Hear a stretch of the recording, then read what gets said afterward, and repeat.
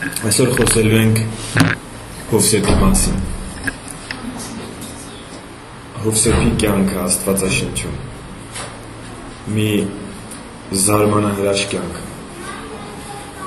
Հովսեփի կյանքը բարձրանալու, ընկնելու, էլի բարձրանալու այնպիսի մի կյանք է, որի միջով մենք բոլորս անցնում ենք կյանքի ընթացքում։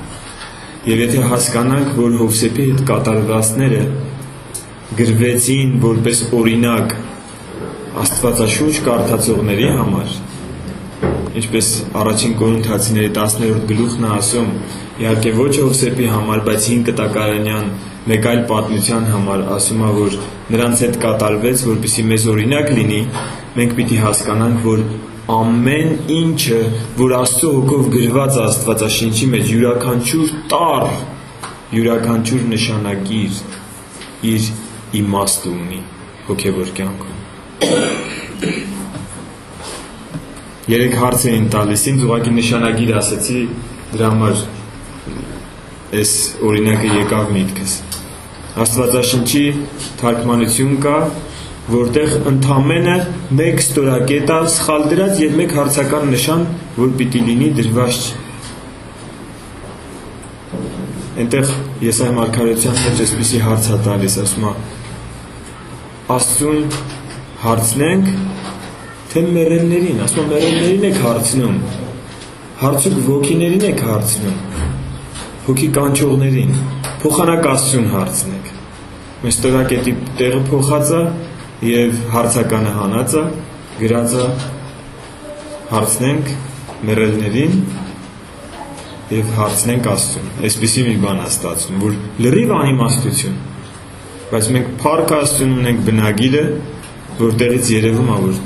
ուղղակի վրիպակ է եղել այդ թարգմանության մեջ, ոչ թե մեր գրքերի մեջ, մեր գրքերի մեջ ճիշտ է գրած։ Ուրեմն Տերն ասեց. երկիրն ու երկինքը կանցնեն,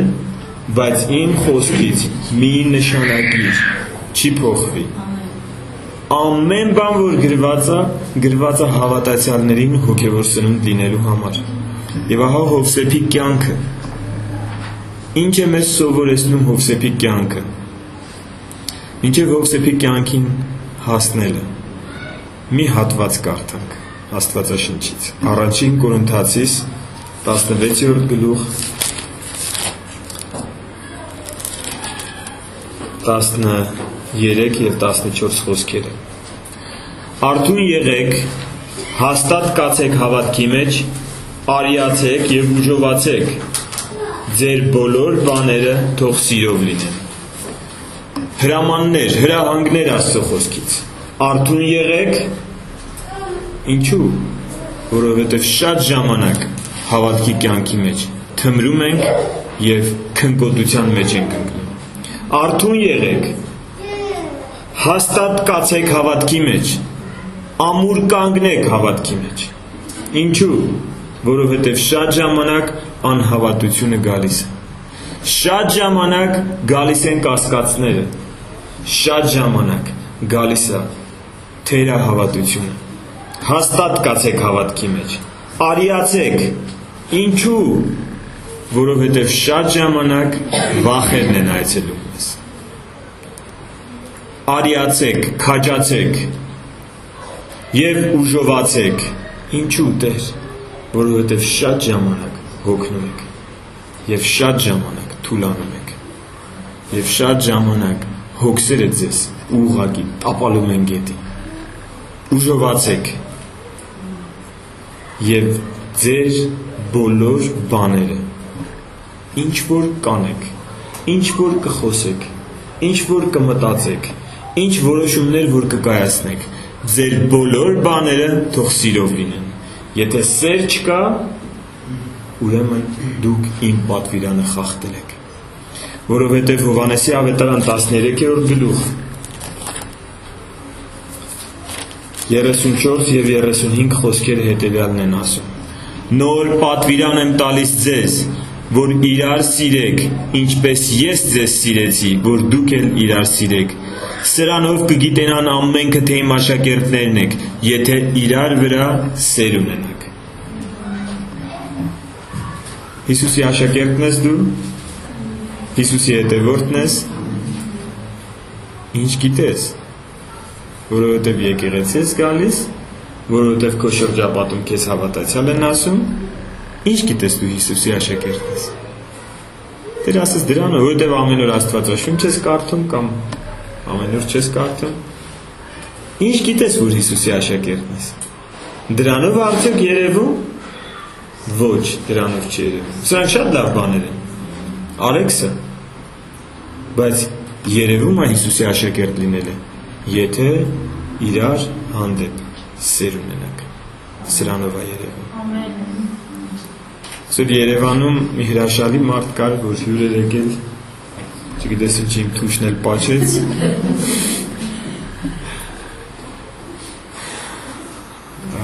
Ինքը շատ հետաքրքիր բաներ ասում էր Տերը որ պատվիրան տվեց, ասես նոր պատվիրան եմ տալիս ձեզ, սիրիր քո Տեր Աստծուն, քո անձից առավել եւ սիրիր ընկերոջդ քո անձի պես, ասես սա նման է նրան, որ Հիսուսը մոտեցավ թզենուն եւ տերևները կար, բայց թուզը չկար։ Ասեց Տեր Աստծուն սիրելը դա տերևներն են, որ շատ պետք է առանց դրա ծառը չի լինի, բայց ընկերոջը սիրելը դա պտուղն է, որ պիտի երկուսը իրար հետ լինեն։ Եվ հիշում եք, որ չկար պտուղը Տերը ինչ արեց, Տերը անիծեց թզենին։ Եվ այս երկուսը իրար հետ պիտի լինի։ Եվ մենք կտեսնենք Հովսեփի կյանքում։ Կտեսնենք սերը։ Եվ սերը իր բոլոր դրսևորումներով եւ հետևանքներով։ Խնդրենք Սուրբ Հոգուն, որ առաջնորդի մեզ այս ճամփորդության մեջ, որ իրար հետ գնանք հազարամյակներ առաջ, տեսնենք Հովսեփին, ով էր Հովսեփը, ինչ էր անում, ինչ ճակատագիր ունեցավ եւ ինչ ժառանգություն թողեց իր սերունդներին եւ մեզ, որ մենք դաս քաղենք սրանից։ Ամեն։ Հովսեփը Հակոբի 11-րդ որդին էր։ Հակոբի մասին լսած կլինեք։ Հակոբը Իսահակի որդին էր, Իսահակը Աբրահամի որդին էր։ Հակոբը, որ Եսավ եղբորը խաբեց, ստիպված եղավ փախնելու իր քեռի Լաբանի մոտ։ Եվ Լաբանի աղջիկ Ռաքելի վրա սիրահարվեց, եւ Լաբանը պայման դրեց, որ 7 տարի եթե ինձ ծառայես, իմ աշխատողը լինես, անվճար, այդ 7 տարվա համար ես իմ աղջիկը քեզ կնության կտեմ։ Հակոբը ծառայեց, 7 տարի հետո Լաբանը խաբեց, չգիտեմ, հարբացրեց, ինչ արեց, առավոտ զարթնեց, տեսավ, որ ամուսնացել է, բայց մեծ քրոջ հետ ամուսնացել, Լիայի հետ ամուսնացել։ Եվ եկավ, որ բողոք աներ, Լաբանն էլ, դե Հակոբը խորամանկ էր, բայց Լաբանն իրանից խորամանկ էր, քեռին էր, չէ՞։ Ասեց, որ 7 տարի էլ կաշխատես, Ռաքելին էլ կտամ։ Ուրեմն 14 տարի Ռաքելի համար աշխատեց։ Եվ գրված է, որ քանի որ սիրում էր, սեր կար իր մեջ, այդ 14 տարին մի օրվա պես անցավ։ 14 տարի ստրուկի պես։ Իհարկե ստրուկ չէր ինքը, բայց աշխատում էր մեկ նպատակ ունենալով, ոչ վարձք էր ստանում, ոչ մի բան, ուղղակի աշխատում էր, իրան հաց էին տալիս, ինքն էլ ոչխարներ էր արածացնում։ Եվ Ռաքելի հետ ամուսնացավ, եւ Ռաքելը երեխա չէր ունենում։ Բայց ահա տարիներ անց Աստված բժշկություն արեց Ռաքելին եւ երեխա ծնեց, եւ դա Հովսեփն էր։ Հովսեփը 11-րդ որդին էր Հակոբի եւ շատ սիրելի որդի էր։ Եվ դա ինձանից չեմ ասում, Ծննդոց 30-րդ գլուխ 24 խոսքը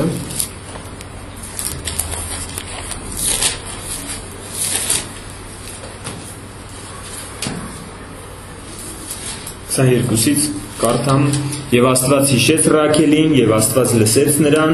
եւ նրա արգանդը բացավ եւ նա հղացավ եւ մի որդի ծնեց եւ ասեց Աստված իմ նախատինքը վեր առավ Եվ նրա անունը Հովսեփ դրեց եւ ասեց. Եհովան ինձ մի ուրիշ որդի է ավելացնելու։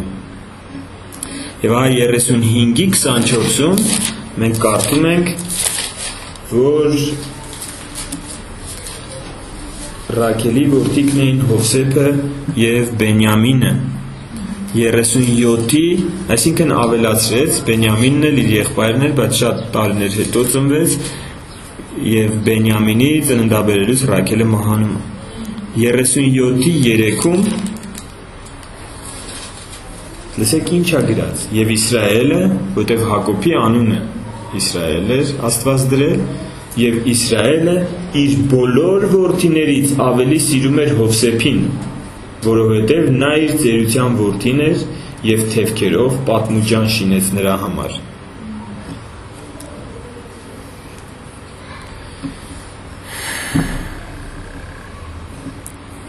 Շատ էր սիրում Հովսեփին։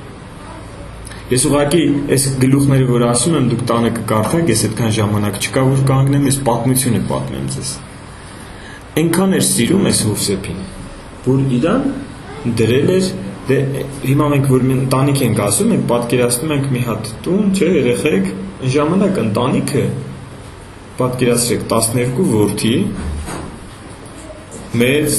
հասուն տղամարդիկ իրանց ընտանիքներով եւ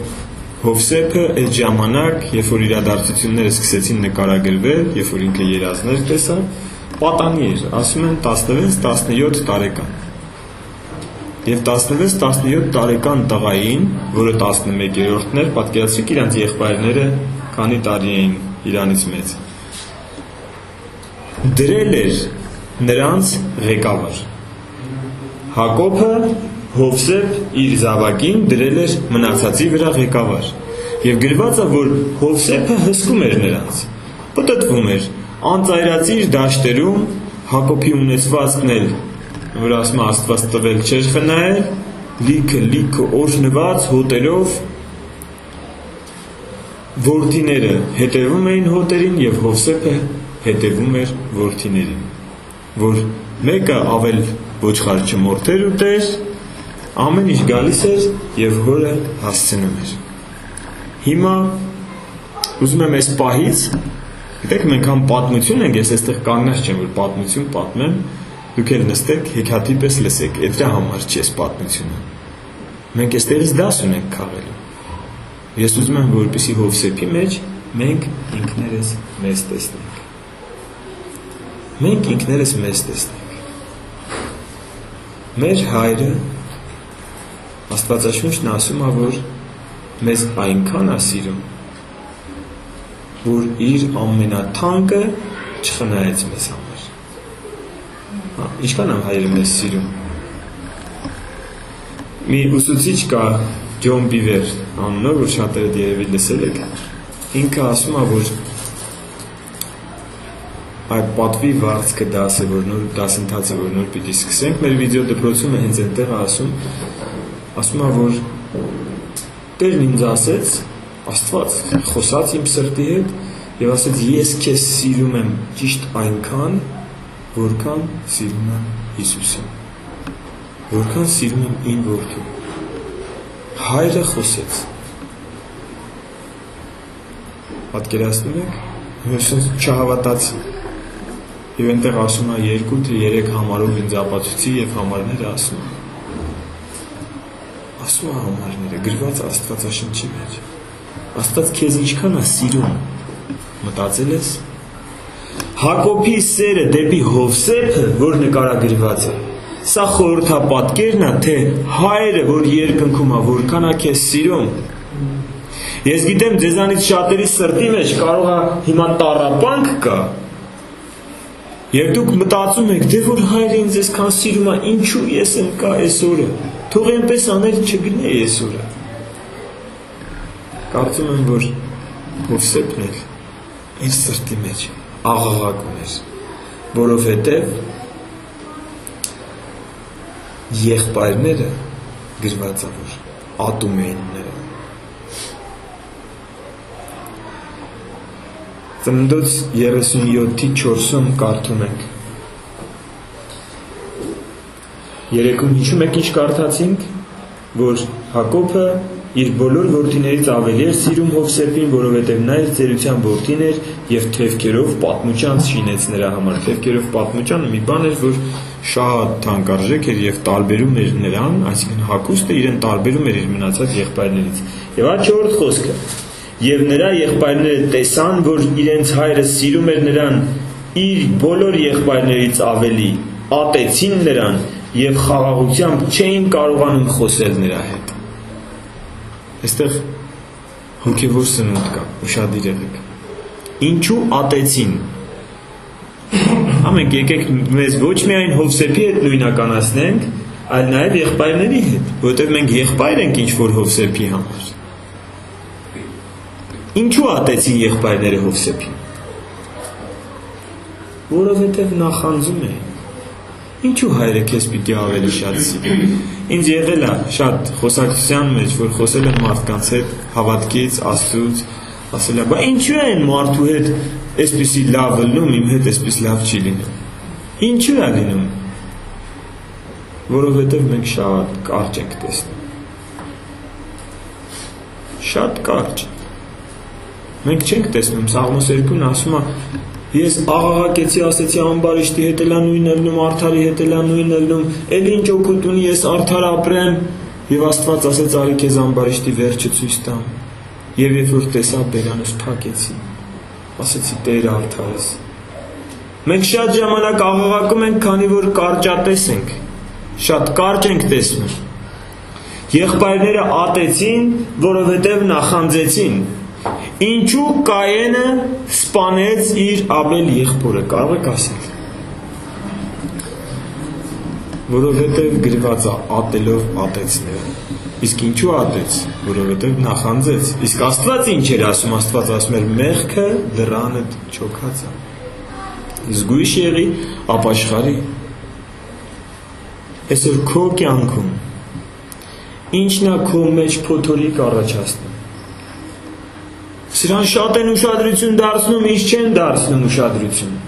Զգույշ եղիր, մեղքը դռանը չոքած է։ Մի նախանձիր։ Ես հավատում եմ, որ ճիշտ մոտեցումը եղբայրների համար բժշկություն կլիներ, բայց նրանք ատեցին։ Եվ գիտեք ատելությունը ինչ անում, Տեր Հիսուսն ինչ էր ասում։ Ատեցիր, հավասար է, սպանեցիր։ Պարտադիր չի դանակը վերցնես ու սպանես։ Ատեցիր,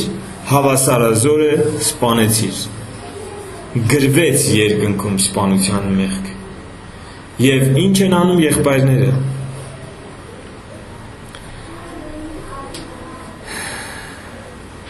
Եղբայրները հավաքված միասին քեֆ էին անում։ Պատմությունը այդպես ասում։ Հավաքվել էին, ուլ էին մորթել, երևի, չգիտեմ, խորոված էին արել, մի հատ էլ գառան խաշլամա էին դրել, հավեսով իրանց հետ քեֆ էին անում, ու իրար հետ զրուցում էին, ասում էին, ես մի քիչ իմ երևակայությունն եմ բացում, բայց Աստվածաշնչում գրված է, որ իրանք իրար հետ քեֆ էին անում։ Ասում էին, ինչ ես մտածում, այդ Հովսեփը շատ չի չափեր անցել։ 3-1, այսօր 2, 16 տարեկան, 17 տարեկան երեխա է, իրան դրել է մեր ղեկավարի տեղը։ Մեզ ասում է, սենց արեք, նենց արեք, նենց արեք, այդ հələ հերիք չի, մի հատ էլ երազներ է տեսնում։ Գիտեք ինչ երազ էր տեսել Հովսեփը։ Այսի արդեն գրքից եմ ասում։ Տեսել էր, որ բոլոր եղբայրները եւ հայրը իր առաջ խոնարհվում են եւ միամտություն էր ունեցել գար ու ասիր։ Իհարկե խորհրդապատկերներով էր այդ ամենը, բայց իմաստը սա էր։ Բոլորը ասում է, եղբայրները իրար հետ զրուցում են, այդ Հովսեփը մտածում է, որ մենք պիտի իր առաջ խոնարհվենք։ Լսի։ Քո կողքը կամ քո եկեղեցում գուցե կամ մեկը, որին Աստված որոշել է բարձրացնել։ Ես գլուխ բան եմ ասում, հոգևոր բան եմ ասում, որ այսօր շատերը սայթակում են այստեղ։ Երբ որ դու ունես հովիվ, հեշտ է իրան հնազանդվելը, Բայց երբ որ ինչ-որ մեկի հետ ուսուսի ծառայում ես, մեկ էլ Աստված իրան բարձրացնում է, որ հիմա էլ ինքն է քեզ ավակ։ Ասում ես, այս երեկվա երեխան չի, այդպես չես ասում, ասում ես, մենք իրար հետ հավասար չէինք, հիմա ոնց ինքը պիտի ինձ ղեկավար լինի։ Բայց ով է որոշում դա սիրելիներ։ Ով է որոշում, եթե Աստված բարձրացնում է։ Եթե Աստված որոշել է ձեզանից մեկին մնացածից բարձր անի, ումով ենք մենք առաջնորդվում։ Մեր եսով, որ ասենք, բայց ինքը պիտի ինձ ասի, ես ինչ անեմ, ոնց անեմ։ Աստված է այդպես որոշել։ Ինչի պիտի ինքը ինձ հրամայի գնամ ջուր բերեմ։ Աստված է այդպես որոշել։ Քեզ դրել է իր իշխանության տակ։ Բայց մենք հավասար էինք, հա։ Բայց ես իրանից բարձր էի, հա։ Հիմա էլ իրանից ցածր ես։ Խոնարհվի, քեզ իրանից կբարձրացնի։ Դու քեզ բարձրացնես, Աստված քեզ ցածրացնելու է։ Դու քեզ խոնարհեցնես, Աստված քեզ բարձրացնելու է։ Սա է Տիրոջ օրենքը։ Եղբայրները չհասկացան սա։ Եղբայրները չհասկացան եւ ուզում էին սպանել։ Սպանել էին ուզում, եթե չլիներ նրանց մեջ Ռուբենը, ավակ եղբայրը, Անդրանիկը Հակոբի, գրված է, որ նրանք սպանելու էին։ Ռուբենը համոզեց, խորամանկությամբ, ասեց եղբայրների ջան, որ սրան սպանենք, ինչ օգուտ է մեզ, ավելի լավ է գցենք այս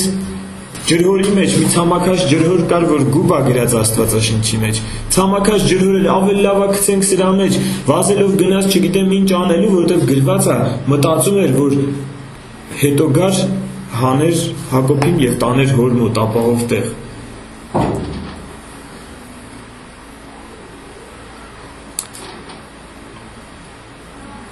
Քո կյանքում միշտ Ռուբեններ կլինեն, սրանք Աստծուց են։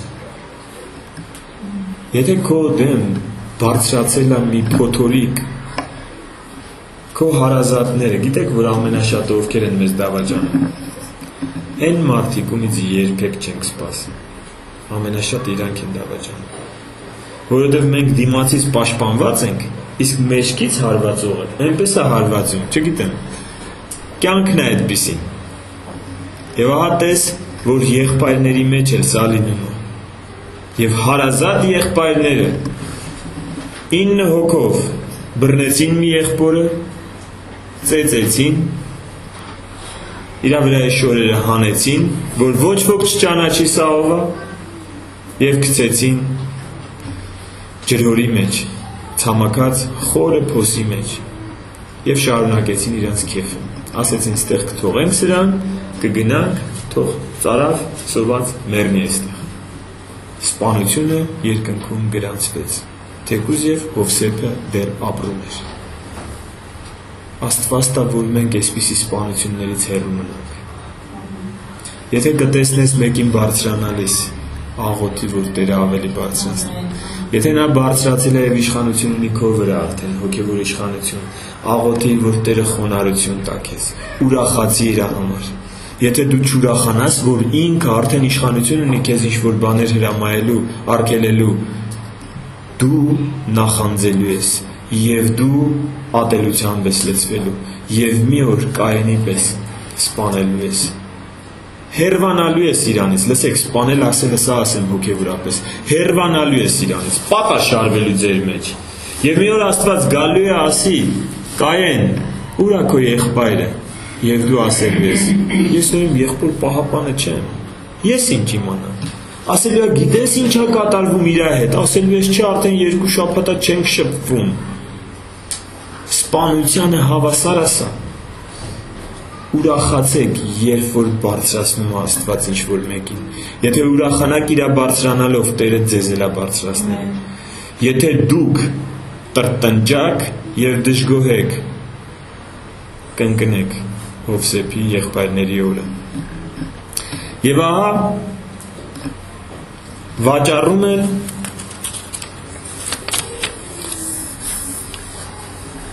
տեսնում են մի քարավան անցնում այդ կողմերով, իսմայելացիների քարավան, եւ ասում են, լավ, ինչ օգուտ որ սպանենք։ եկեք վաճառենք, հետնել 20 արծաթ փողով վաճառում են իրենց եղբորը։ Եվ ուրախ գնում են տուն, Հովսեփը չկա, գնաց Եգիպտոս, գիտեք ինչ են անում, գնում են ու սկսում են մխիթարել Հակոբին, որովհետև նախորոք իր պատմուճանի վրա ուլ էին մորթել, արուն էին շախտվել, ճղճղել էին, այնպիսի տպավորություն էր, վերեցին միամիտ իրենց հորը ասեցին, մի հատ էլ վերցա տեսես ինչ պատմուճանը, նա էլ վերցրեց ճանաչեց, ասեց էսին որդու պատմուճանը, որտեղից ձեզ, ասեց սարերում են գտել, ինչի Հովսեփը ուր է, ասում Հովսեփի ահագին ժամանակ առաջ եմ ուղարկել ձեր մոտ, չեք տեսել, չէ, այ հեր ջան,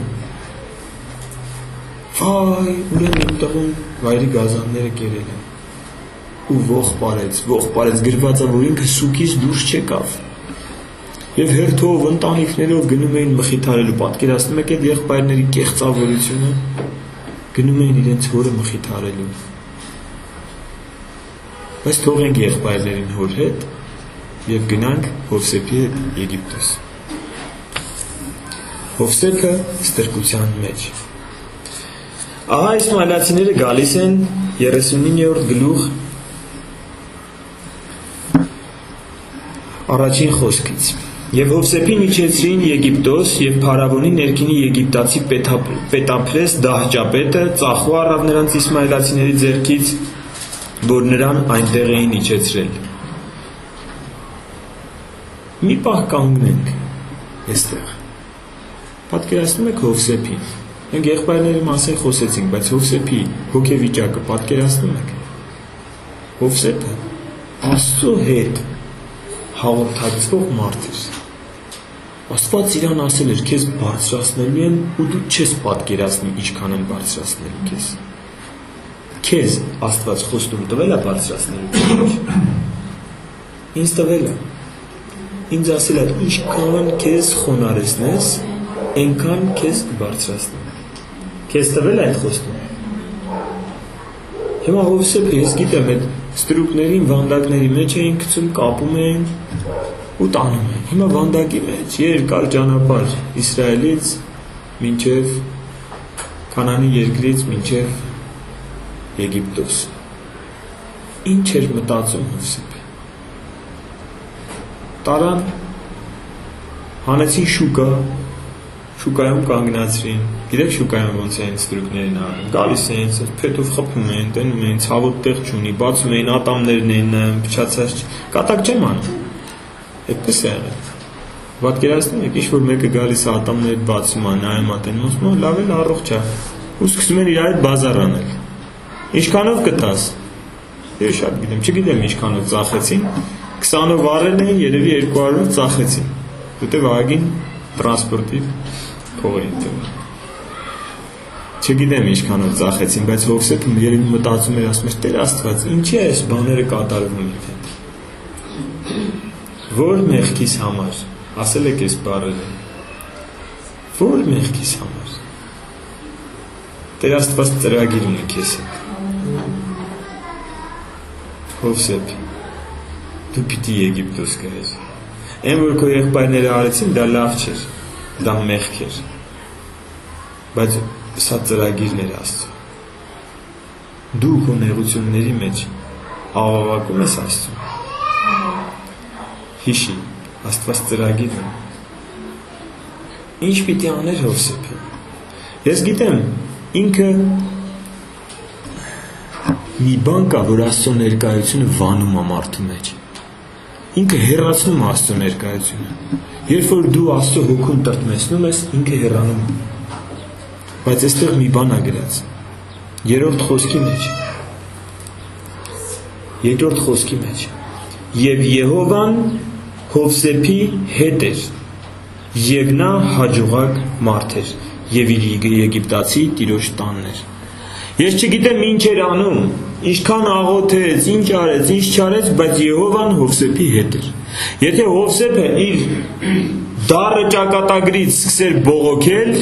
եթե իր դարդերը առավոտից իրիկուն հիշեր, Աստված իր հետ չէր լինելու։ որովհետև Աստված տրտունջի մեջ չի բնակվում։ Աստված բնակվում է գողաբանության մեջ, Աստված բնակվում է փառաբանության մեջ։ Ես հասկանում եմ, որ եթե Աստված իր հետ էր, Հովսեփը իր ասած ժամանակը գնում էր ասում էր. «Տեր Աստված, ես շնորհակալ եմ քեզանից, որ իմ եղբայրները ինձ չսպանեցին։ Շնորհակալ եմ, բարի ես դու, որ ես չգնացի քարհանքում ստրուկ լինելու, որ ես Պետափրեսի տանն եմ ստրուկ»։ Ինքը ամեն ինչի մեջ լավն էր տեսնում։ Ճիշտ ասեք, ձեր կյանքում չկա լավը։ Իմ մարդ ասում էր, չեմ հիշում, Աննան է այստեղից ասել, Աննա քույրը փառաբանության ժամանակ ասում է, ես միշտ ինքը չէ, ում որ խոսքերը ասում է, ես միշտ մաշված կոշիկներով է ու ինձ շատ վատ է զգում, քանի դեռ չտեսա մեկին, ով ոտքեր չուներ։ Այս մաշված կոշիկներ ունեի ու ամաչում էի սրա համար։ Ամաչում եմ, ես ինչ անբախտ եմ, ես հելնայի սրա կոշիկները, ինչ լավն է, հելնային իմ դասարանցու կոշիկները, էս, են։ Ասում եմ, մինչև տեսա մեկին, ով ոտքեր չունի, ասեցի, փառք քեզ Տեր Աստված, որ ես ոտքեր ունեմ, ինչի համար եմ մտածում։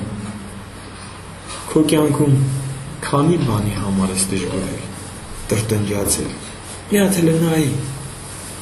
մաշված կոշիկներիդ մի նայի, առողջ ոտքերիդ նայի։ Իմ ընտանիքը այսպիսին է, այնպիսին է, ֆինանսական վիճակը, կամ էս, կամ են։ Հələ նայի, մարդկա ընտանիք չունի, մարդկա երեխեք չունի, մարդկա երեխեք ա կորցրել։ Դու ինչից ես տրտնջում։ Իմ ամուսինը այսպիսին է, մարդկա 20 տարի է ուզում ամուսնանա, ամուսին չունի։ Դու ինչից ես տրտնջում։ Լիքը այսպիսի բաներ կա, սիրելիներ, ինչից ես առողջությունս վատ է։ Ես իմ մարդ կա, ես ճանաչում եմ, վիզը կոտրվել է, երիտասարդ, և ինքը էլ կյանքում, ինքը մենակ այս կոկորդից վերև է աշխատում, կոկորդից ներքև ոչ մի բան չի աշխատում։ Ինչից ես դժգոհում։ Հասկանում եք, միշտ գոհանալու բան կա։ Եվ Եհովան Հովսեփի հետ էր, և գրված է, եթե Աստված քեզ հետ է, դու հաջողություն ես ունենալու։ Եվ ինքը հաջողված էր ամեն ինչի մեջ, և շնորհ գտավ իր տիրոջ մոտ, Պետափրեսի տանը, և Պետափրեսը իրեն դրեց իր բոլոր գործերի կառավարիչ, ինքը էլ չէր վերահսկում ոչ մի բան, այլ Հովսեփն էր ամեն ինչ անում։ Լսի, միայն եթե Աստված քեզ հետ լինի։ Դիմացի դժվարությունը, տրտունջ է հեռացրա քեզանից։ Մարդկա ուզում ասի, ուզում է փոխի, դիմացինին է ուզում փոխի զորով, ուզում է փոխի իր տունը, ուզում է փոխի իր երկիրը, ուզում է փոխի իր երեխեքին, ամեն ինչ ուզում է փոխի, մտածում է, որ փոխի կողք է շրջապատը, ամեն ինչ կլավանա, այն ինչ պիտի իրան փոխի։ Տրտնջալու փոխարեն պիտի գոհանա։ Այս խոսքերը, որ ասում եմ, գիտեք, սարցաջրի տպավորություն է թողում, մարդկա, որ ես ասում եմ, ինչիս վրա ուրախանամ։ Դու հլի իմ փոխարանը ներ, տենամ ուրախանալու բա։ Լսի, ես քո փոխարեն չլնեմ, դու Հովսեփի փոխարեն լինես, ուրախանայես։ Ոչ մի բան չուներ, 10 դրամ էլ չուներ, իրա սեփական շորն էլ չուներ։ Հայրը, եղբայրները դե պատկերացրեք ինչքան էր, ինչ զգացմունք ուներ դեպի, ինչ դավաճանություն էին արել իր հանդեպ։ Սիրելի հորն էր կորցրել, անմայր մեծացել էր։ Դու Հովսեփի փոխարեն կգոհանայիր։ Տերը բարձրացնում է, և Հովսեփը գրված է 6-րդ խոսքում 39-6-ում, որ Պետափրեսը իր բոլոր ունեցածը Հովսեփի ձեռքին թողեց և նրա մոտ եղած մեկ բանից տեղեկություն չուներ բացի իր կերած հացից։ Ամեն ինչ Հովսեփի ձեռքին էր և շարունակության մեջ ասում է, որ Հովսեփը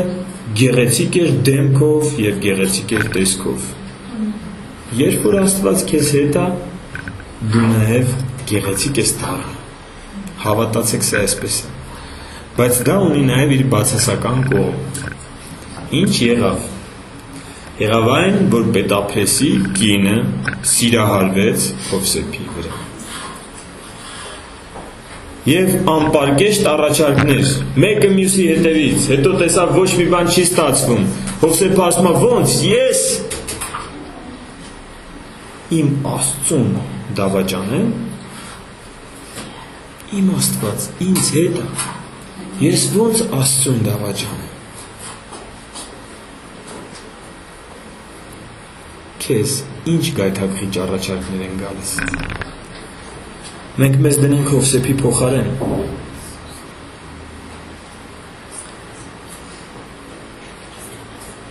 Միշտ Պետափեսի կին լինելու է մեր կյանքում։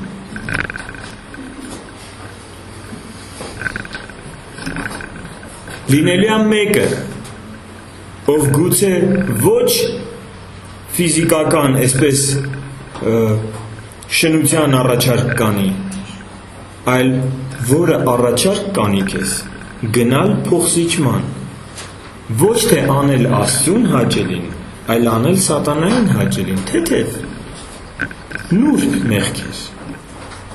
նուրբ։ Ասենք օրինակ, պատվիրաններից մեկը, որ այնքան հեշտությամբ ենք մենք խախտում։ Ասենք 4-րդ պատվիրան, եթե գիտեք 4-րդ պատվիրան, 7-րդ օրվա պատվիրան։ Ախր զբաղված ես, այսօր ինչ կլինի, այսօր էլ մի գնի։ Այնքան հեշտությամբ ենք խախտում, գայթակղիչ առաջարկներ։ Կամ ասենք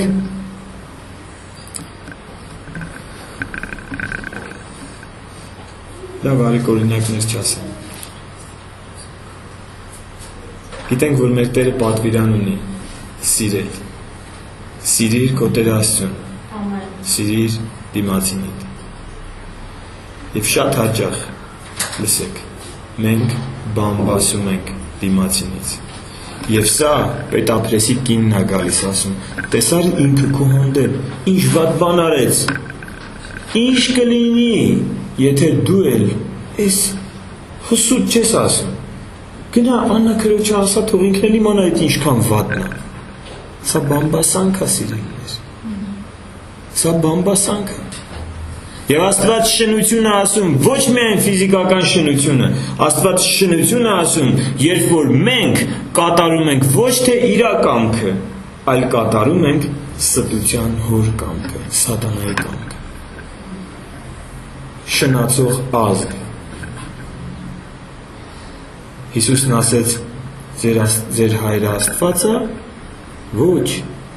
ձեր գործերն են ցույց տալիս, որ ձեր հայրը Աստված չի, եթե Աստված լիներ ձեր հայրը, իր կամքը կկատարեիք, իսկ եթե դուք սատանայի կամքն եք կատարում, ուրեմն նայա ձեր հայրը, ինչ խիստ խոսքեր,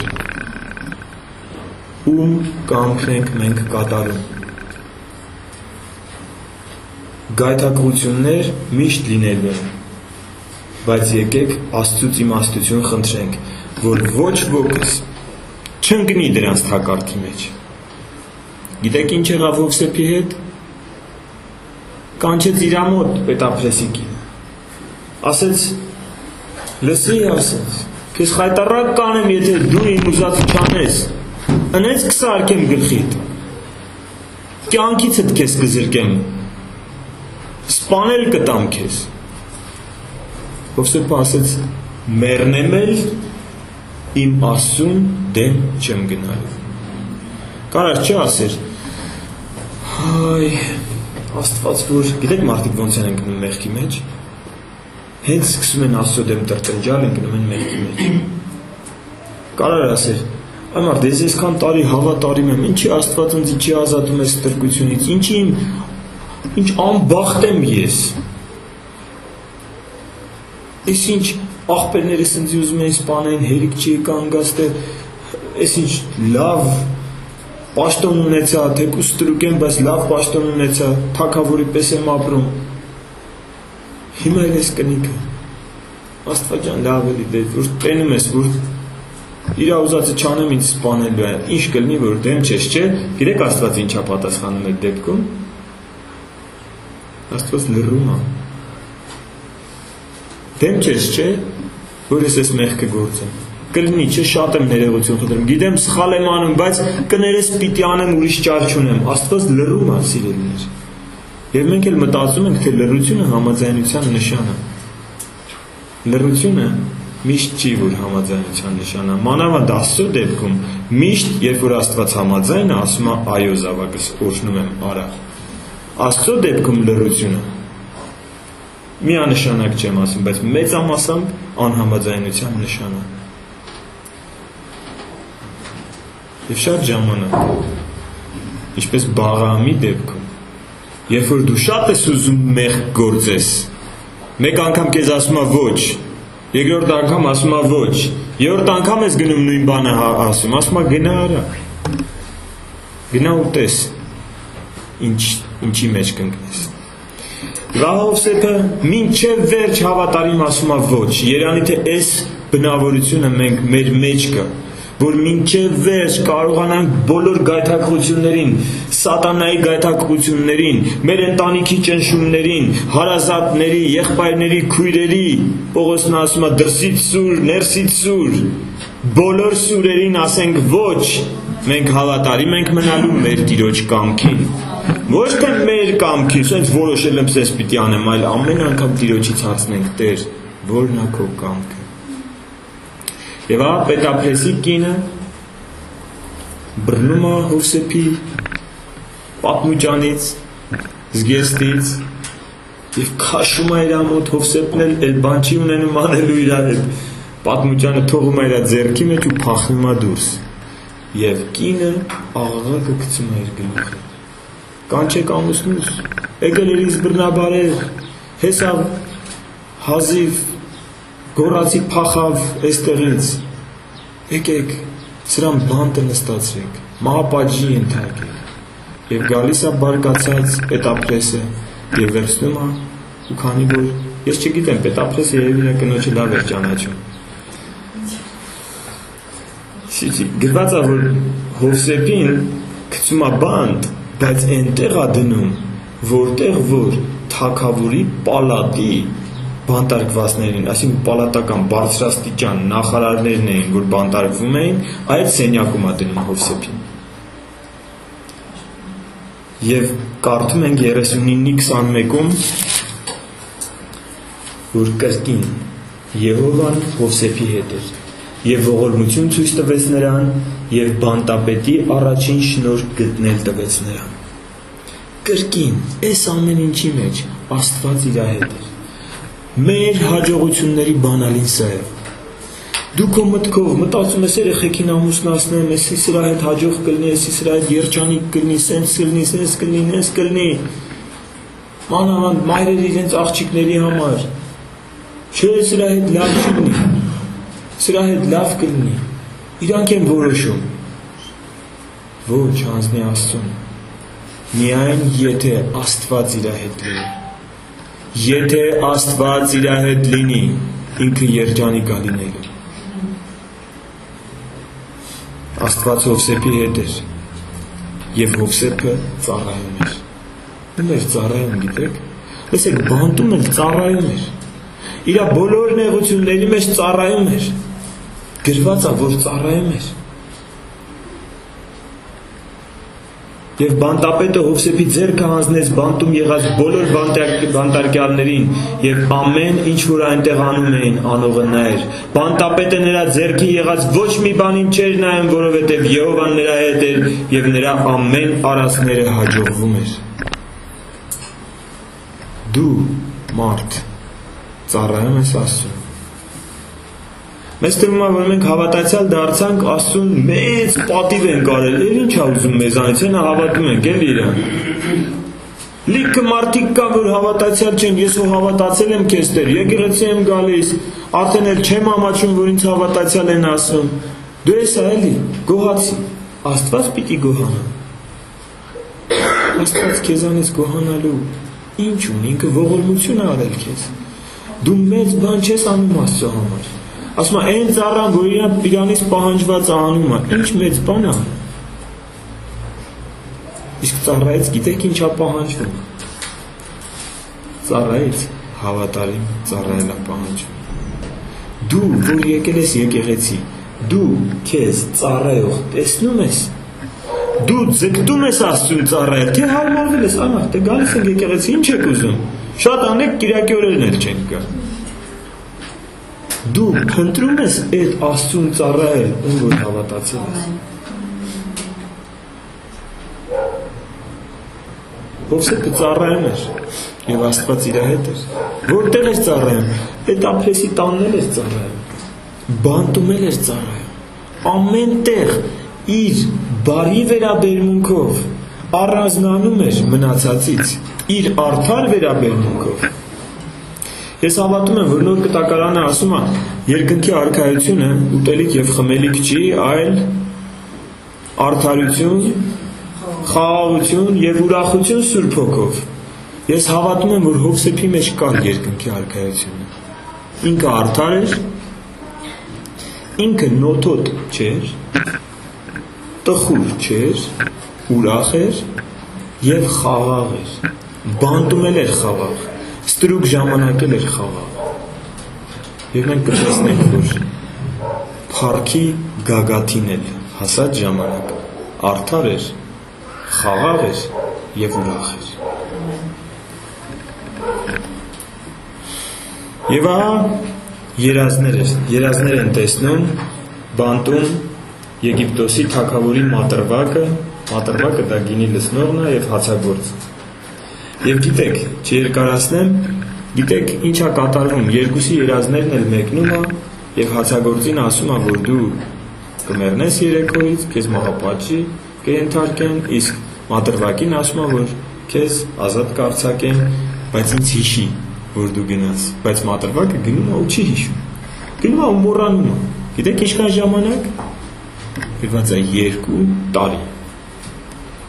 Հովսեփն ասում է, ինձ զրպարտել են գցել են այստեղ, որ այստեղից դուրս գաս, խնդրում եմ քեզ, մի բան արա, որ ախր անարդար տեղն եմ նստել այս բանտում։ Ինձ հիշի, բայց գրված է, որ 2 տարի չհիշեց։ Մինչև որ փարավոնը երազ է տեսնում։ Եվ ահա փարավոնը երազ է տեսնում։ Մի տարօրինակ երազ։ Գիտեք, գետի եզերքին գեղեցիկ տեսքով, պարարտ մարմնով 7 երինջներ ելան եւ արածում էին։ Եվ նրանից հետո ուրիշ 7 երինջներ ելան գետից նիհար, վտիտ մարմնով եւ կանգնեցին ու այս վտիտ տեսքով երինջները կերան այն 7 գեղեցիկ տեսքով եւ պարարտ երինջներին եւ փարավոնը զարթնեց։ Եվ կանչեց բոլոր երազաններին, բոլոր մոգերին, բոլոր իմաստուններին, ասեց մեկնեք այս երազը, տեսնենք ինչ ասա։ Ոչ ոք չկարողացավ։ Եվ այդ պահին գինի լցնող իր ծառան ասեց ես գիտեմ մեկին։ Լսեք, սա մեզ համար է։ Գուցե դու մտածում ես, որ քեզ մոռացել են։ Գուցե դու Տիրոջից հայտնություններ ունես, բայց քո հայտնությունները ոչ մեկին պետք չեն։ Եվ դու մտածում ես, որ ես աշխարհից մոռացված մեկն եմ։ Բոլորը ինձ անարգում են, անարժան մեկն եմ։ Ոչ մի դիրք չունեմ, ոչ մեկ ինձ բանի տեղ չի դնում։ Լսի, ինչ էր անում այդ 2 տարիների ընթացքում Հովսեփը գիտեք։ Ես մի բան գիտեմ։ Ինչ էլ որ անում էր, այնպիսի բան չէր անում, որ Աստված իրանից հեռաներ։ Աստված իր հետ էր։ Սիրով էր այս բանտարկյալի հանդեպ, սիրով էր այն բանտարկյալի հանդեպ, սիրով էր իր ղեկավարության հանդեպ, սիրով էր նրանց հանդեպ, ում վրա ինքը իշխանություն ուներ, որովհետև դրված էր ինչ-որ պաշտոնի բանտում էր։ Սիրով էր բոլորի հանդեպ, հավատարմորեն իր գործը անում էր, քչի մեջ հավատարիմ էր։ Այսօր ինչ ծառայություն ունես մի եկեղեցում։ հավատարմորեն արա քո փոքր ծառայությունը, չունես ծառայություն, ձգտի ծառայելու, ասա, եկեք, այսօր ինձ չգիտեմ, դեռ այսքան երկար ժամանակ է, շատ քիչ մարդիկ մի ձեռքի մատերի վրա կարող հաշվեն, քանի մարդ է ինձ մոտեցել, ասել, ես ուզում եմ ծառայել, Արման եղբայր, ինձ մի բան ասա, որ ես ծառայեմ, մի ծառայություն ասա, որ ես անեմ, լսեք, եթե չծառայենք, շատերս ասում, դե գիրք եմ կարդում, հենա ծառայություն է, եթե ծառայություն չի, դե գնում եմ սրան նրան, վկայում եմ ծառայություն, դա ծառայություն չի, ծառայությունը գիտեք որն է, որ ձեր վրա իշխանություն կա, որ ձեզ ասում է, սա արեք, նա մի արեք, սա է ծառայությունը, նա մենք պարտավոր ենք անենք, յուրաքանչյուր մարդ պարտավոր է վկայի իր հավատքի մասին, եթե դու չես ծառայում, ծառայություն սկսի, եթե չգիտես ինչուց, արի ես կասեմ, ինչից սկսի, հասարակ բաներից, և ահա քչի մեջ հավատարիմը դրվում է շատ բաների վրա, որովհետև բանտից հանել են տալիս Հովսեփին, բերում են, կանգնեցնում են փարավոնի մոտ, և փարավոնը ասում է երազը, և երազը մեկնվում է, և երազի մեկնությունը հետևյալն էր, 7 տարի, 7 երինջները նշանակում են 7 տարի, պարարտ երինջները նշանակում են, որ Եգիպտոսում առատության տարիներ է լինելու, մեծ ու առատ բերք է լինելու, բայց դրանից հետո 7 տարի լինելու է սով, և ահա եթե թագավորը, փարավոնը իմաստուն մարդ նշանակի, այս 7 տարիների ընթացքում հավաքեն ամբողջ բերքը, այն 7 նեղության տարիների ընթացքում ժողովուրդը կուտի և սովից Եգիպտոսի երկիրը չի մեռնի։ Եվ փարավոնը զարմանում է այս իմաստության վրա, ասում է մեծ Աստված, գիտեք այնտեղ խոսքեր կա, ասում է սրա մեջ Աստծո հոգին կա։ Եվ ահա էլ ինչ իմաստուն մարդ, քեզանից իմաստուն մարդ չկա, հանում է իր ձեռքի մատանին, հագցնում է Հովսեփին, ու ասում է ով Հովսեփին տեսավ, պիտի խոնարհվի իր առաջ, ինչպես ինձ եք պաշտում, երկրպագում, դե գիտեք, այնտեղ Եգիպտոսում փարավոնը Աստված էր։ Այնպես պիտի իրան հնազանդվեք, որովհետև ինքը ինձ է ներկայացնում եւ անունը փոխում է եւ դնում է մի տարօրինակ անուն, որ հնչում է այսպես Փսոմփթոմփան է, և դա նշանակում էր երկրի փրկիչը, և իմաստուն Հովսեփը, որ քչի մեջ հավատարիմ էր, դառնում է Եգիպտոսի փրկիչը, շատ մարդկանց, ոչ միայն Եգիպտոսում, այլ շատ մարդկանց, որ Եգիպտոսի շրջակա երկրներում են, սովի ժամանակ կերակրում է հացով, դու քեզ տեսնում ես Հովսեփի տեղում, եթե դու այսօր քչի մեջ հավատարիմ լինես, Աստված վաղը քեզ դնելու է հաց տվողի դերում, վաղը սով է լինելու հոգևոր սնունդ, ես այսօր ասում եմ ձեզ, լսեք, այսօր խոսքի առատությունը, երբ որ եկավ չարի խավար ժամանակները, խոսքի սով է լինելու, եթե այսօր դու հավատարմորեն հավաքես, վաղը տալու ես շատերին, հոգևոր սովամահությունից փրկելու ես դու շատերին, դու Հովսեփի դերում քեզ տեսնում ես, արդյոք Աստված քեզ կվստահի այդ մեծ շտեմարանները, ինչ ես կարծում, ես կասեմ կվստահի, եթե դու քչի մեջ հավատարիմ ես, չի վստահի, եթե դու քչի մեջ անհավատարիմ ես։ Եվ ահա եղբայրները գալիս են իրենից հաց ուզելու, ինքը արդեն Եգիպտոսի երկրորդ մարդն է, և եղբայրները գալիս են հաց ուզելու։ 42-րդ գլուխ 41-րդ գլուխը անցանք, որտեղ ինքը նշանակվում է փարավոնից հետո երկրորդ մարդ, եւ 41-ի 46-ում մենք կարդում ենք, որ այդ ժամանակ ինքը ընդամենը 30 տարեկան էր։ Եվ 54-րդ խոսքն ասում է, որ բոլոր երկրում սով էր, բայց Եգիպտոսում հաց կար, որովհետև Եգիպտոսը Հովսեփ ուներ։ 42-8 եղբայրները գալիս են հաց խնդրելու, որովհետև սով էր իրենց մոտ։ Հովսեփը ճանաչում է եղբայրներին, բայց եղբայրները իրան չեն ճանաչում։ Հովսեփը 42-8-ում գրված է, որ լացում սիրում էր իր եղբայրներին, չնայած ցավեցրել էին։ Սիրում էր։ Գիտեք մեր մոտ ինչա տեղի ունենում, երբ որ մեզ ցավեցնում են։ Մենք խռովում ենք, նեղանում ենք եւ ամեն կերպ ձգտում ենք ցույց տալ, թե ինչքան են մեզ ցավեցրել։ Հովսեփը այդպես չարեց։ Դե ես Հովսեփ չեմ։ Եթե դու Հովսեփ չես, ուրիշ բան ասեմ։ Եթե Աստված քեզ հետ է, դու Հովսեփ կլինես։ Երբ որ քեզ նեղացնում է։ Եթե Աստված քեզ հետ չի, դու կսկսես մարդկային իմաստությունը խառնել ու փորձել ամեն ինչ կարգավորել։ Եթե Աստված քեզ հետ է, դու կլինես Հովսեփ, ով իրեն սպանել ցանկացողներին հացով կկերակրի, ով կգնա ու այդ պահին ինքը չէր կարա բացահայտել ինքը ով է, եւ գնաց այդ սերը այնքան մեծ էր իր մեջ, որ ինքը չդիմացավ, այդ պահին թողեց բոլորին, գնաց գրված է, գնաց կողքի սենյակում, լացեց կուշտ,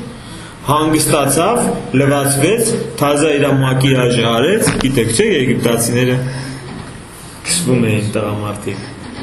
եւ եկավ կրկին կանգնեց ու սկսեց խոսալ եղբայրների հետ։ Ինքը ներեց եւ բերեց բոլորին ու բնակեցրեց Եգիպտոսում։ 50-ի 15-ից 21-ը ժամանակը մոտեցել է ավարտին, դրա համար ես արագ անցնում եմ 15-ից 21 խոսքերը 50 գլխի։ Երբ որ Հակոբը իրենց հայրը մահանում է, եղբայրները խառնվում են իրար, ասում են մեր հայրը մահացավ, հիմա մեզ բոլորիս կսպանի, որովհետև մենք իր հանդեպ չար գործ ենք արել։ Հովսեփի եղբայրները տեսան, որ իրենց հայրը մեռավ, ասեցին, գուցե Հովսեփը ոխ ունենա մեզ հետ եւ հատուցանի մեզ այն ամեն չարիքը, որ մենք արինք նրան։ Հովսեփին պատգամավոր ուղարկեցին ասելով. Քո հայրը մեռնելուց առաջ պատվիրեց եւ ասեց. այսպես ասեք Հովսեփին. հիմա շնորհ կարա քո եղբայրների հանցանքն ու նրանց մեղքը ներիր, որովհետեւ քեզ չարություն արեցին, եւ հիմա աղաչում ենք, ների քո հոր Աստծո ծառաների հանցանքը։ Եվ Հովսեփը լացեց նրանց այս խոսքերի համար, որ ասեցին իրեն։ Հովսեփը իմացավ, որ սրանք սուտի մուտի բաներ են ասում։ Հայրը իրան ճանաչում էր, գիտեր, որ չարիք չի անի։ Սրանք իրանց ապահովագրում էին։ Եվ լացեց։ Եվ նրա եղբայրներն էլ գնացին եւ նրա առաջ եկան եւ ասեցին. ահա մենք քո ծառաներն ենք։ Հովսեփն էլ ասեց նրանց. մի վախեցեք, միթե ես Աստծո փոխանորդն եմ։ Եվ թեպետ դուք ինձ դեմ չարություն խորեցիք, ի՞նչ է նշանակում, միթե ես Աստծո փոխանորդն եմ, գիտեք։ Եթե Աստված պիտի ձեզ պատժի, ինքը կպատժի։ Արդյոք ես Աստծո տեղակալն եմ, որ իր գործերը ես անեմ։ Ինձանից ներել է հասնում։ Ես կներեմ։ Բայց եթե Աստված ձեր չարիքի համար ձեզ պիտի պատժի,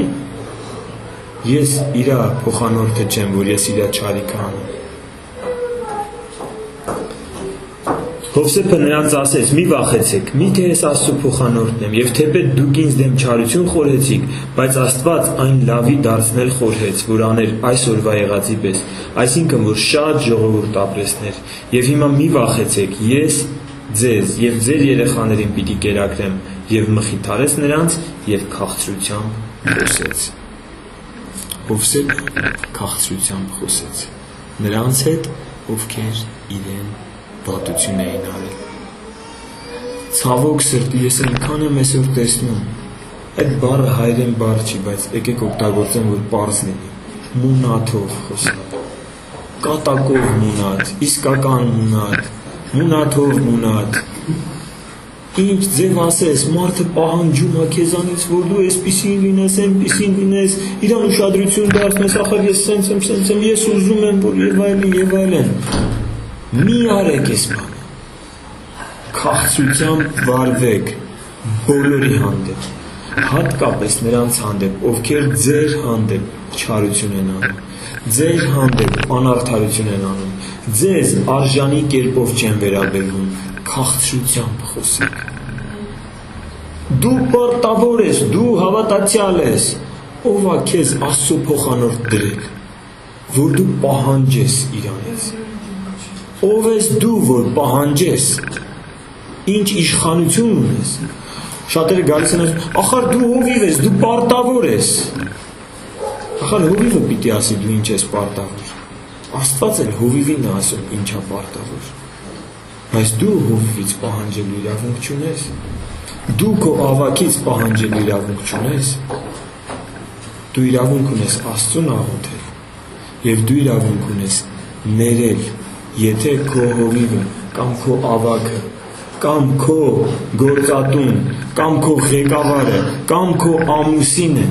սխալ բան անում, որ այս թվարկեցի, որ նրանց անունները ովքեր իշխանություն ունեն Աստծուց քո վրա։ Եթե դու քաղցրությամբ չես պատասխանում, ուրեմն Աստված քեզ հետ չի, ապաշխարի։ Աստված քեզ հետ չի, ոչ թե ինքը քեզ լքել է, այլ դու տրտմեցրել ես իրան եւ Աստված քեզ հետ չի։ Եթե դու չես կարողանում, շատերն ինձ ասում են, ես ուզում եմ ներել, բայց անկեղծ չեմ կարողանում։ Եթե դու չես կարողանում ներես, հիշի, Աստված քեզ հետ չի։ Տես ինչ ես արել։ Որտեղ եթե Աստված քեզ հետ է,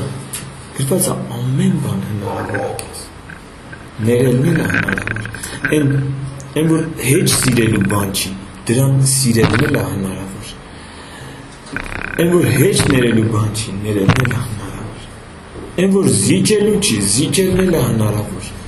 եթե Աստված քեզ հետ է։ Ջրերի վրա քայլելն էլ է հնարավոր։ Անհնարինը հնարավոր դարձնող Աստված մեզ հետ է։ Մենք մի անհանգստություն պիտի ունենանք, արդյոք մենք սիրում ենք, որովհետև սրանով կերևան իմ աշակերտները, եթե իրար հանդեպ սեր ունենան։ Մենք Աստծուն սիրում ենք, Աստված ասում է, եթե ինձ սիրում եք, իմ պատվիրաններին հնազանդեցեք, կատարեք իմ խոսքը։ Մենք դիմացինին սիրում ենք, թզերը կան, թե մենակ տերերներն են։ 3 համար ընթերցեմ Հովհաննեսի առաջին թղթից եւ վերջացնեմ, բայց մինչեւ սա 50-25-ում Հովսեփ ասմավորին ոսկորները չթողեք այս երկրում։ Ինքը այդ երկրի հետ կապված չէր, թեկուզ այդ երկիր իրեն տվել էր փառք, պատիվ, աշխարհիկ հարստություն, ինքը ուզում էր գնար խոստացված երկիր եւ երթում անել տվեց, որ երբ որ դուրս կգաք, ին ոսկորները այստեղից կհանեք։ Եվ 400 տարուց ավելի անցավ։ Երևի այս ժամանակները Հովսեփը մահացավ 110 տարեկանում, արդեն 300 տարի մոտավորապես անցավ այդ իր խոսքից։ Միջալոց 110 տարին եգիպտացիների համար այդպես ընդունված էր, ով ապրում էր 110 տարի, իրանք ասում էին, որ Աստված օրհնել է ուրեմն այս մարդուն, այդպես էր ընդունված, եւ ինքը ապրեց 110 տարի, բայց իր ոսկորներն էլ Եգիպտոսից հանել տվեց։ Առաջին Հովհաննես, 2-րդ գլուխ, 3-6 խոսքերը։ Եվ սրանով գիտենք, որ ճանաչեցինք նրան, եթե նրա պատվիրանքները պահենք։ Ով որ ասում է, թե ճանաչեցի նրան եւ նրա պատվիրանքները չի պահում, ստախոս է եւ ճշմարտությունը չկա նրանում։ Բայց ով որ նրա խոսքը պահի, իրավի Աստծո սերը նրանում կատարյալ է։ Սրանով ճանաչում ենք, որ նրանում ենք։ Ով որ ասում է, թե նրանում են բնակվում, պետք է որ ինչպես նա գնաց, ինքն էլ այնպես գնա։ Սրանով ճանաչում ենք, որ նրանում ենք, եթե Աստծո սերը մեր մեջ կատարյալ է։ Եթե Աստծո սերը մեր մեջ կա, մենք ներելու խնդիր չենք ունենա, զիջելու խնդիր չենք ունենա, մեր կողքինը բարձրանա, իրան հնազանդվելու խնդիր չենք ունենա, եթե Աստծո սերը մեր մեջ կա, սրանով իմանանք, կա Աստծո սերը մեր մեջ, թե չէ։ 4:7 Սիրելիներ, իրար սիրենք, որ սերն Աստծուց է, եւ ամեն ով որ սիրում է, Աստծուց է ծնված եւ ճանաչում է Աստծուն։ Եվ վերջին խոսքը 4:20 Եթե մեկն ասի սիրում եմ Աստծուն եւ իր եղբորը ատի, նա ստախոս է, որովհետեւ նա, որ իր տեսած եղբորը չի սիրում, Աստծուն, որ չի տեսել, ինչպես կարող է սիրել։ Եվ այս պատվիրանքն ունենք նրանից, թե նա, որ Աստծուն սիրում է, իր եղբորն էլ սիրում։ Հովսեփի կյանքը դաս է մեզ համար։ Այն նեղությունը, որ Հովսեփը կրեց, ոչ ոքիս հետ չի պատահել։ Այն դավաճանությունը, որ Հովսեփին արեցին, կարող է քեզ են մեզ դավաճանություն արել, բայց այն դավաճանությունը, որ Հովսեփին արեցին, ոչ ոքիս հետ չի պատահել։ Եվ եթե մենք Աստծո սեր ունենանք մեր մեջ, գիտեք, կա աշխարհի սեր եւ կա Աստծո սեր։ Եվ այս երկուսը իրար թշնամի են։ Դու չես կարող համ աշխարհը սիրես, աշխարհիկ հաճույքները, մարմնավոր գեղեցկությունները, համ դա սիրես, համ փողը սիրես, համ Աստծուն սիրես։ Չես կարող։ Ընտրի։ Որ ընտրում ենք, ես ընտրում եմ Հովսեփի ճանապարհը։ Կանգնենք ոտքի։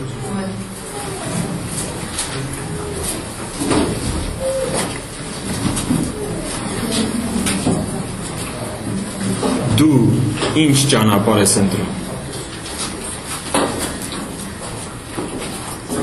Շատերը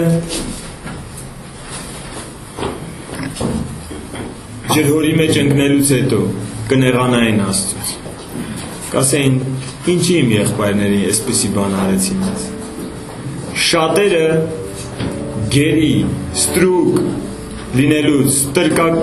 ստրուկների շուկայում վաճառվելուց հետո կնեղանային Աստծուց։ Շատերը բանտ ընկնելուց հետո կնեղանային Աստծուց։ Շատերը, երբ որ արդեն փառքի վրա են եւ տեսնեին, որ այն դավաճանները եկել են իր ոտքերի մոտ, այդ ժամանակ կմոռանային Աստծուն։ Շատերը, երբ որ էլ ոչինչ չէր խանգարում, հայրը, որ իրանից քաշվում էր, չկար արդեն, շատերը այդ ժամանակ կմոռանային Աստծուն։ Բայց Հովսեփը երբեք Աստծուն չմոռացավ։ Գիտեք ինչի համար։ Որովհետև ճանաչում էր Աստծուն։ Որովհետև իր բոլոր նեղությունների ժամանակ կար մեկ, ով իրան մխիթարում էր։ Աստված ասում էր, ես քեզ հետ եմ։ Տեր իմ Աստված, այսքան տարի այստեղ եմ, ես քեզ հետ եմ։ Տեր, բանտում արդեն 2 տարի մատրվակը խոսք տվեց, ախր որ դուրս գա ինձ ստեղից կհանի։ Ես քեզ հետ եմ։ Ինչքան Տեր, մենք բերանով ենք ասում։ 17 տարեկան տղան, մինչև 30 տարեկան է։ Իր ամբողջ երիտասարդության քաղցր ժամանակը անցկացրեց ստրկության մեջ։ Կարանք նեղության մեջ Աստծուն հավատարիմ լինենք։ Կարանք մեր վրա դրած քիչ պարտականությունները հավատարմորեն կատարենք։ Խոնարհություն։ Տերն ասեց ինձանից սովորեք, որ ես հեզ եմ և սրտով խոնարհ։ Կարանք Հովսեփին որպես օրինակ վերցնենք մեր կյանքում։ Աստված հրաշալի ճակատագիր է պատրաստել մեզանից յուրաքանչյուրի համար։ Եթե ընկնենք մարմնավոր բաների հետևից, կորցնելու ենք և նա, և նա։ Եթե մարմնավորը կարողանանք զոհաբերել հանուն հոգևորի, շահելու ենք և նա, և նա։ Հավատացեք, սա իմ խոսքերը չեն։ Սա Տեր Հիսուսի խոսքերը, որ թողենք կտրվի հարյուրապատիկը, որ պահենք երկուսն էլ կորցնել ենք։ Տեր իմ Հիսուս, դու որ մեր մեջ ես։ Ահա մեր սրտերը բացում ենք քո առաջ, Տեր։ Տեր, ես գիտեմ, որ նախանձը անկոչ հյուրի պես գալիս է մեր սրտերի մեջ։ Մենք չենք ուզում իրան ընդունենք, բայց երբեմն հայտնաբերում ենք, որ նեղվել ենք, որովհետև այն մյուսը բարձրացավ։ Տեր, ազատիր մեզ նախանձից։ Մանավանդ, որ այդ մյուսը մեր վրա է բարձրացել, որպես իշխան Տեր, իշխանություն ունեցող։ Տուր մեզ հեզություն և խոնարհություն, որ քո խոսքը ընդունենք, որ չկա իշխանություն, որ քեզանից չլինի, Տեր։ Եվ եթե դու որոշել ես մեր քրոջը կամ եղբորը բարձրացնել մեզ վրա, որպես իշխանություն ունեցող, տուր, որ հասկանանք, որ դու ես, որ մեզ վրա իշխանություն ունես իր միջոցով, Տեր։ Օրհնյալ Աստված, հեզություն և խոնարհություն հագցրու քո ժողովրդին։ Անգամ եթե բարձրանում է մեկը, ում վրա մենք իշխանություն ունենք, տուր, որ Տեր Հիսուսի հայրենակիցների նման չասենք, սա այն Հյուսնի որդին չի, ով նրան մարգարե սարքեց, մեր աչքի առաջ ամեծացել։ Տուր, որ չգնանք այս անհավատության ճանապարհով, Տեր, այլ եթե մեկը բարձրանում է և իշխանություն անունում մեզ վրա, ընդունենք սա որպես քեզանից տրված իշխանություն և հնազանդվենք, կլինի մեր ընտանիքում, կլինի մեր աշխատավայրում, կլինի եկեղեցու մեջ, թե մեկ ուրիշ վայրում, հնազանդվենք բոլոր իշխանություն ունեցողներին, ինչպես Գիրքն է ասում, նրանց հնազանդվողը քեզ է հնազանդվում, Տեր։ Գրված է, որ ծառայեք նրանց, ինչպես Տեր Հիսուսին կծառայեիք։ Տուր, որ Հովսեփի նման հավատարիմ լինենք ամեն ծառայության մեջ, թե ստրկության մեջ, թե բանտում, թե թագավորի պալատում, ամեն տեղ մեր ծառայությունը անենք, որպես քեզ ծառայողներ։ Չնայենք վատն է, թե լավն է մեր առաջնորդը, Տեր, այլ հնազանդորեն ծառայենք, որպես Տեր Հիսուսին կծառայեինք, Տեր։ Օրհնյալ Աստված, փոխիր մեզ, փոխիր մեր մոտեցումը ծառայությանը, Տեր, և մեզ հետ եղիր, Տեր, հեռացրու մեզանից ամեն տրտունջը, ամեն ծուլությունը, ամեն անհավատությունը, թող քո ներկայությունը մեզ հետ լինի, ամենայն պատասխանատվությամբ ասում եմ, Տեր, ամեն ինչի միջով պատրաստ եմ անցնել, միայն իմ ձեռքը բաց չթողես իմ Աստված։ Եթե դու ինձ հետ լինես, եթե դու իմ ձեռքից բռնես, եթե դու ինձ առաջնորդես, ամեն վայրով հոժար եմ անցնել, Տեր։ Միայն ինձ չլքես, իմ սիրելի Աստված։ Իմ փափագն է, տուր իմաստություն, որ քո հոգին չտրտմեցնենք, իմ Տեր։ Թող մարմնավորը հեռանա և հոգևորը գա ու իշխի, Տեր։ Եվ գիտենք, որ մի տուն ունենք երկնքում, որ այնտեղ ենք գնում, Տեր։ Տուր, որ հավատարմորեն քեզ ծառայենք, քանի դեռ հնարավորություն ունենք այս երկրի վրա քո գործը գործելու, Տեր։ Հավատարիմ լինենք ստրկության մեջ, հավատարիմ լինենք բանտում, հավատարիմ լինենք պալատում և ներենք մեզ հալածողներին, ներենք մեզ դավաճանողներին, ներենք մեզ հայհոյողներին, չբամբասենք նրանցից, Տեր, չտանենք ու բերենք խոսակցությունները այստեղ ու այնտեղ իմաստով, ինչպես քո ծառա Հովսեփը, երբ որ իր մասին պատմում էր, Տեր, չուզեց ասի, որ իր եղբայրներն են իրեն վաճառել ստրկության, այլ ասեց, որ իրեն գողացել են իր երկրից, Տեր։ Էնպես մենք հանցանքը ծածկող լինենք, Տեր, ոչ միայն մեր քույրերի ու եղբայրների, այլ որ դրսում տեսնենք մեկին հանցանք գործելիս, չգանք ու տարածենք, Տեր, այդ բամբասանքը հեռացրու մեզանից, խնդրում եմ, Տեր Հիսուսի անունով։ Թող հանցանք ծածկողներ լինենք, Տեր, թող հանցանք գործողին խրատողներ լինենք, մեր հանդեպ հանցանք գործողին ներող լինենք, Տեր, և քաղցրությամբ խոսենք բոլորի հետ։ որ այս դասերը Հովսեփի կյանքից մեր կյանքում իրականություն դառնան։ Եվ գիտեմ, որ շատ հացի վրա ես դնելու մեզ Տեր, եթե հավատարիմ լինենք փոքր ծառայության մեջ։ Օրհնիր մեզ, Հայր։